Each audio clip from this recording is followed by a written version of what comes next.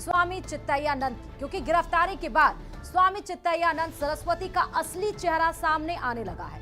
Police ने गिरफ्तारी के कुछ घंटे बाद ही बाबा की असलियत सामने ला दी है। आज सुबह 3:30 बजे ही दिल्ली पुलिस ने चित्तैयानंद को आगरा से गिरफ्तार किया है।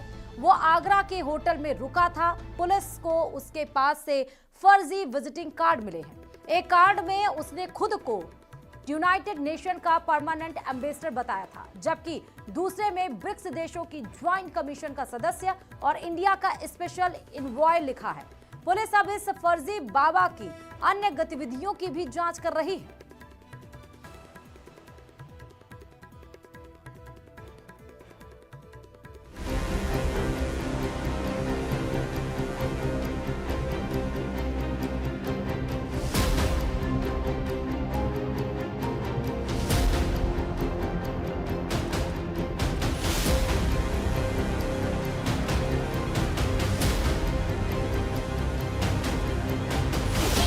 दिल्ली पुलिस के शिकंजे में आया अधर्मी बाबा। आगरा से हुई बाबा चैतन्यानंद की गिरफ्तारी। ताजगंज के होटल में छिपा था चैतन्यानंद सरस्वती। ये ढोंगी बाबा चैतन्यानंद सरस्वती की गिरफ्तारी के बाद की पहली तस्वीर है।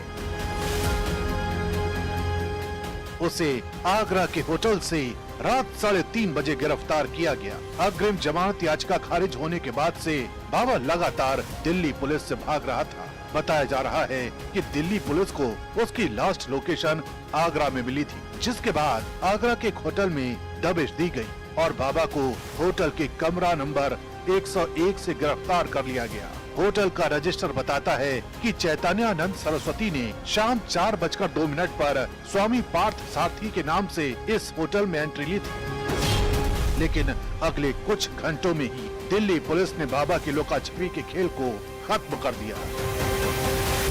इसी होटल के कमरा नंबर 101 के अंदर हम आपको ले चलते हैं। ये वही कमरा है, देखिए 101 नंबर, और यहीं पर ही बाबा पार्थ सारथी ने चेक इन किया था और यहाँ पर आकर बाबा यहाँ रुका था।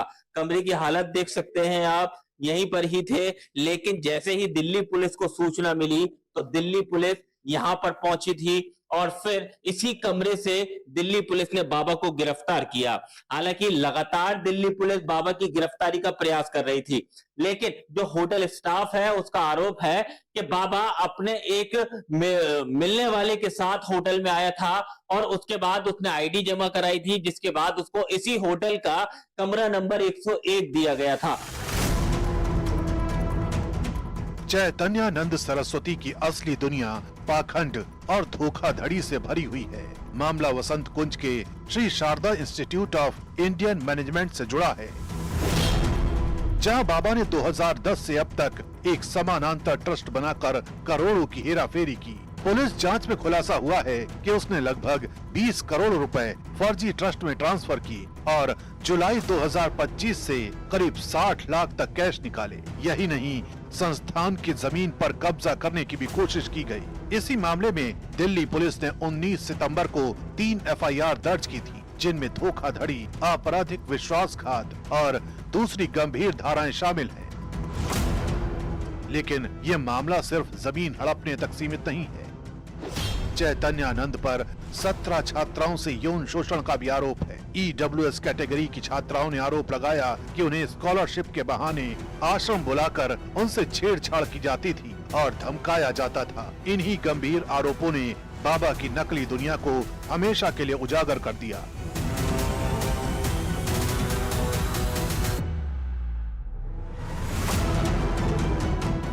गिरफ्तारी के बाद बाबा चैतन्यानंद से पूछताछ का लंबा दौर चलेगा। दिल्ली पुलिस अब ये जानने की कोशिश करेगी कि बाबा ने किन रसूखदारों की मदद से इतना बड़ा साम्राज्य खड़ा किया।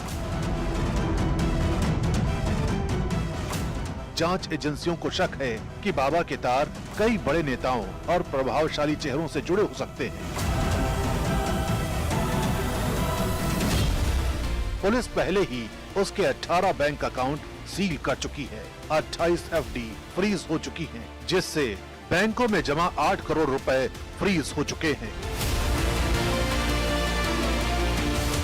अब बारी है उसके फर्जी ट्रस्ट और जमीन कब्जाने के खेल की गहन जांच की। साथ ही पीड़ित छात्राओं के बयान अदालत में पेश किए जाएंगे ताकि यौन शोषण के मामले में भी बाबा को सजा दिलाई जा सके। सूत्रों का कहना है कि पूछताछ के दौरान बाबा के और गहरे राज खुल सकते हैं और उसके साथ साथ कई बड़े नाम भी बेनकाब हो सकते हैं।